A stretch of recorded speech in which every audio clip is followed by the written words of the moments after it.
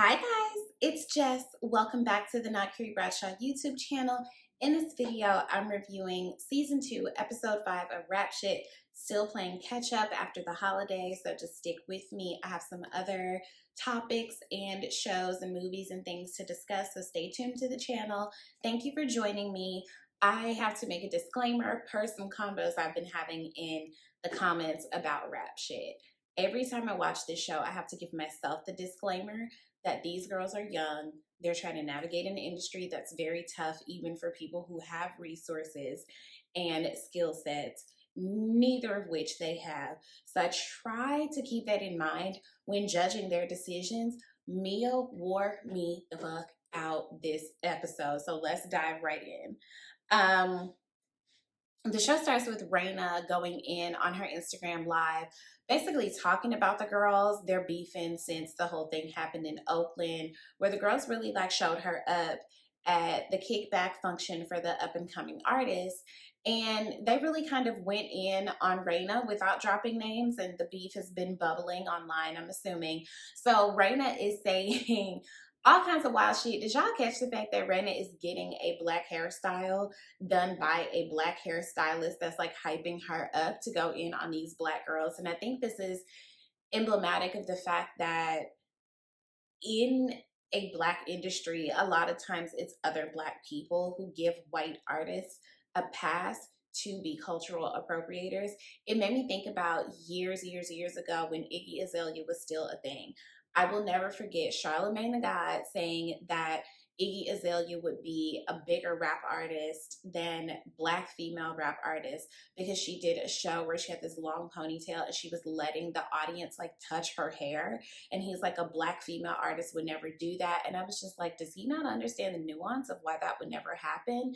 And I think that it is black media, other black creatives, people in the community, or black people who are around white artists in real life that give them a quote unquote pass to be cultural appropriators. And I thought that that was a good little just drop in the background or in the casting, that she's there because she's being given an allowance to be there.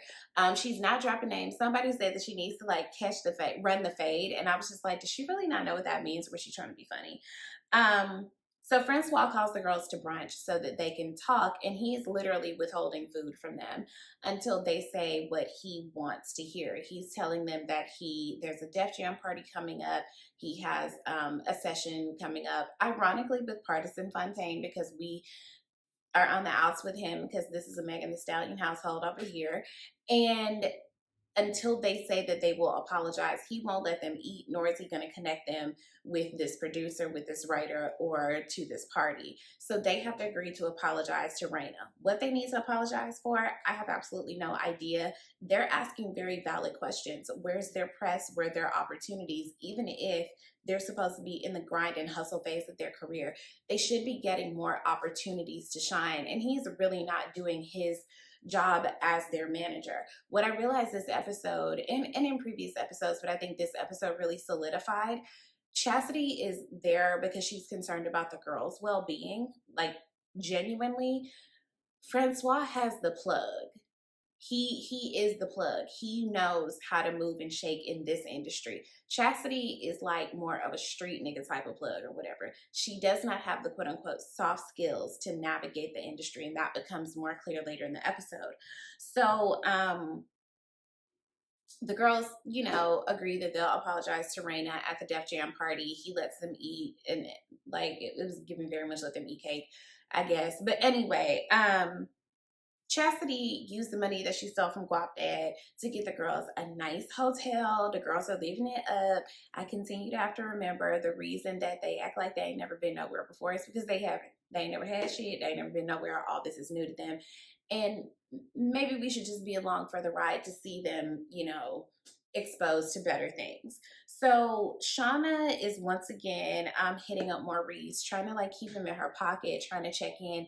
He doesn't like it, and I don't think he likes her. And he's obviously trying to record their conversations to get proof of Shauna taking ownership of her role in the scamming, which really broke my heart because it's like, girl, you just running in the opposite direction of right. So Mia is being a very goofy ass bitch. Like she went from, like she's being a bird in a way that, okay, I only like people who are a little bit of a bird, right? A peacock, a cockatoo, the hot duck from Central Park. Mia is being like a pigeon in the Central Park Zoo. It's just like her bird level has far exceeded what's acceptable, and now she's in goofy bitch territory. So Cash has ignored her, blocked her, put her half naked picture on the internet without acknowledging her or apologizing to her, and sends her a Mew Glare dress. And she's just easily swayed, easily bought. And that pissed me off because that's it. That's all it takes. That's it. Okay, so she's invited Lamont and she's kind of sort of hooked up with Courtney. So that means that at this Def Jam party, she will have to juggle 3 different dudes. Again, we're all for you young, you single, you hot, you turn, keep your options open, but don't be a messy bitch. So she has to call Lamont, cancel on him, make up some bullshit a bit about why he can't come. And I love that he hung up on her. I love that he was like, you want some bullshit. Good for you, Lamont. Boundaries. She done played in your face for the last time. Don't let her do it again. So now she's down to 2 different dudes at the party. Now I am stressed out by that. That makes my hands sweat. Like, how you gonna manage? Um, so the billboard party is a very legit event. This is a very legit industry event. You have executives and insiders and all kinds of people here. So once the girls get there, they immediately go over to Raina to kind of apologize, kind of not. Mia has to twirl off because she, has to juggle her niggas for the evening. And Shauna is kind of left to her own devices and cannot bite her tongue. And she tells Raina exactly how she feels about her. So it looks like that bridge is actually burned. So Chastity goes over to Francois because she wants to discuss the fact that they had a meeting without her consent, that she wasn't even aware that they were going to be talking to a label or that a producer was going to be around or anything. And Francois is like, I'm not going to continue to have the same conversation with you. If you want to manage, then manage. Like, do your job because I'm doing my job. I'm getting deliverables. And he does kind of have a point here. Neither of them are great, but he's kind of making some bad points were made here, right?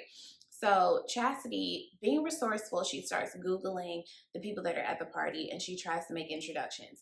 Now, I empathize with her so hard because I have been in similar positions at fashion and media events where you want to schmooze, you want to network, but nobody really wants to talk to you if you're immediately coming at them with the energy of what can you do for me? And you don't have anything that you can do for them. It's very off-putting. And again, soft skills. Where has Chastity had the opportunity to learn these things? So it's just honestly, my secondhand embarrassment was kicking my ass when she handed her phone and the lady saw herself on her Google. It was just like, ooh, rookie mistake. My heart, my heart, my heart. So Chastity makes a connection with this really pretty girl at the party. Can I just say I'm always a little bit taken aback when I see Black girls smoking cigarettes? We just tend to not really do that. Where you learn it from? Who this for? Where you picked it up? In our generation, you smoking cigarettes? I'm just always taken aback. No tea, no shade, no judgment. We're all doing our best, but where you get it from? So Francois still makes the intro, despite the fact I don't know. Did Francois know that they burned this bridge with Raina at this point? I don't know, but he still does the intro to the head of Def Jam, and the girls are not media trained. The girls don't have a good elevator pitch. It's very awkward, and it makes me think about in real life, how does it work when a rap artist has to be quote unquote real, has to be like hood, have street cred, whatever, but they also need to be professional enough to pitch themselves to people? Or is that just where their manager steps in? I just kind of, there's no code switching there. And maybe that's a good thing. Maybe it's a good thing that, Mia is like, I'm just going to always 100% be myself. But Shauna is also a little bit too awkward to know how to really navigate the conversation as well. So this was a difficult scene to watch. And then Chastity slid in and I was like, I have to watch this through my fingers because my secondhand embarrassment cannot take seeing someone embarrass themselves. It stresses me the F out. So Francois steps over to the side to talk to the guy from Def Jam. Francois comes back over and says, listen, he really liked y'all. He wants to set up a meeting. Like this, this was great, but he has thoughts about chastity because whoever represents you says a lot about you. So basically the conversation is, if chastity is coming along in, that's it, like he's out. I wonder if that actually happened. Did the guy actually say that, or is Francois really just trying to get rid of chastity? Just Here's the thing, if she's no threat to you, if you really don't feel like she's doing her job, she's no threat to you. Why do you feel the need to get rid of her? I'm just curious if that actually happened, or if he's just trying to like scooch her on out the way. Like, did that guy actually say that? Slide in the comments, let me know. So Mia is still juggling Courtney and Cash at this party. So Shauna, meanwhile, is having a good little vibe with Laura AK, saying that she's like sold herself to a record label. They're having a really good vibe about anime. They're talking about life and things like that. And once again, Gat, and I feel like, did he see them vibing and decide to do this? Like, Gat is really just a thorn in my craw. And he, gets on the mic and kind of puts Laura AK like in the spotlight, and he has to do like a little performance, whatever. So he and Shauna eventually go duck off in a room. They try to get physical. He's talking about the fact that he hasn't felt anything in a long time, meaning that he cannot get an erection for them to have sex. This is embarrassing, obviously, but not did it really warrant what came next. Now, while that's taking place, Mia is sitting in the section with Cash, and she's just vibing to AK's music because she's on this man's tour, and Cash is being really controlling, telling her to chill out. I hate him. I hate Cash. I want to fight him. He's a huge loser. He's controlling and insecure, and the acting in this scene really stressed me out. Mia was like, why did you put that picture of me in my lingerie? I don't understand why she broke that up like that. I don't know why that bothered me. It's such a minor thing, but it just bothered me the way she broke up that sentence. And his response was, because I wanted to. I hate him. No real accountability, no nothing. She's kind of over it. She gets up, she walks away. She finds Courtney. They go in a bathroom and they have sex. Now, was this hot? Absolutely. Was it a great idea? Probably not. Absolutely not. Because again, you being messy. You got to keep your things separate, keep things in order here. This stressed me out. So they come out the bathroom holding hands, and Cash sees this and, tells her she's all kind of like grimy bitches, and she's like, can we just talk? Absolutely not.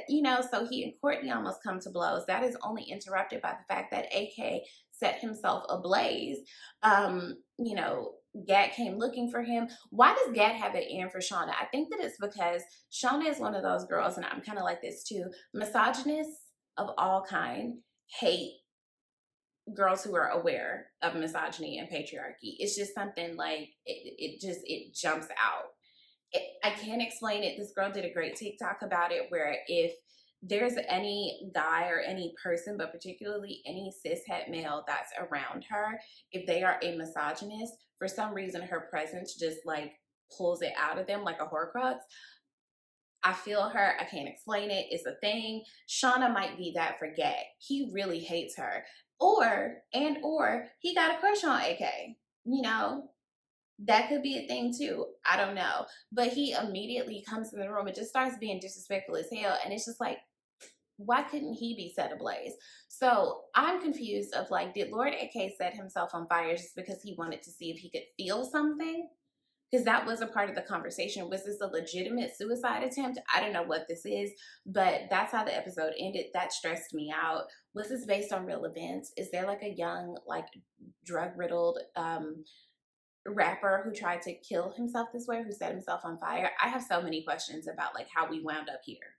How did we end up here? Understand grief, understand drug use. Setting yourself ablaze though, So that's how the episode ended. Slide in the comments. Let me know what you guys think about the season. I know we have a couple more episodes to go, so no spoilers for people who aren't there yet. Thank you for watching. Stay tuned. Be sure to comment and subscribe and share and all the things, and join our Patreon. Talk soon. Bye.